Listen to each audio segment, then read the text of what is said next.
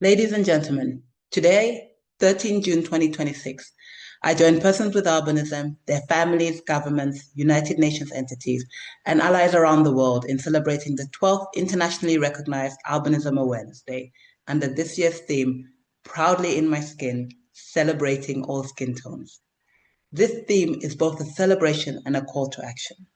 It is a celebration of identity, dignity, resilience, and humanity. It affirms that persons with albinism are far more than the color of their skin or the myths and stereotypes too often imposed upon them. It is a celebration of diversity and equality of all skin tones and the richness of the world arising from such diversity. At the same time, this theme is a call to confront the deeply rooted prejudice and color-based discrimination that continue to shape the lived experiences of many persons with albinism across the world. Such discrimination manifests in harmful myths, social exclusion, bullying, denial of services, hate speech, abandonment, violence, mutilation, and even killings and trafficking of body parts.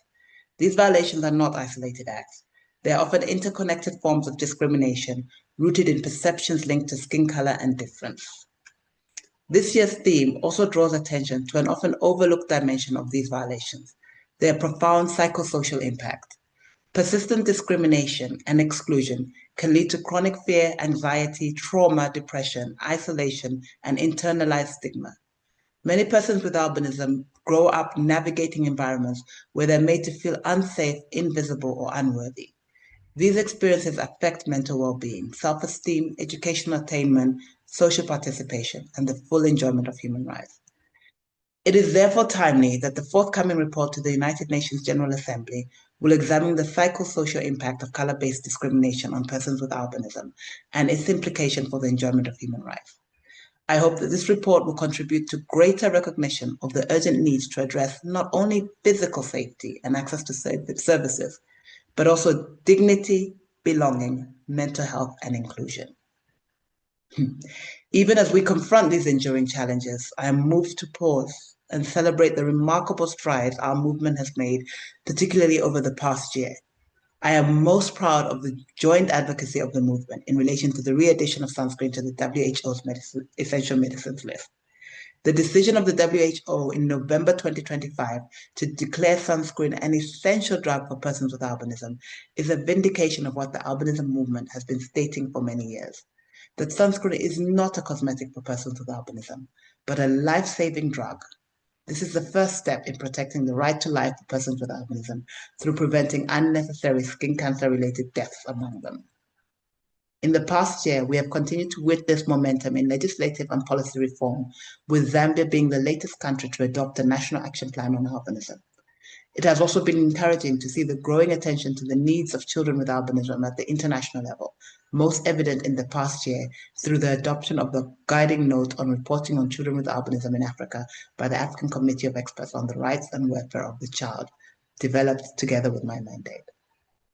I'm also excited to have witnessed more governments from all over the globe recognizing the need to include the concerns of persons with albinism in their human rights agenda. In November 2025, I carried out the first official country visit on albinism to a European country. I'm grateful to the government of Portugal for inviting me and engaging with me.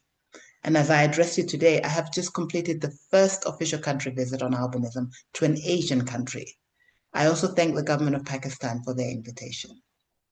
Furthermore, I am heartened by the albinism movement itself, increasingly vocal, increasingly organized, and increasingly present in the spaces where decisions are made. At the 61st session of the Human Rights Council earlier this year, 9 persons with albinism and a father of a child with albinism delivered oral statements during the interactive dialogue with my mandate, a powerful demonstration of the movement's growing visibility and confidence. The voices rang out in the halls of the United Nations, and the world was richer for it. The work, however, is far from done.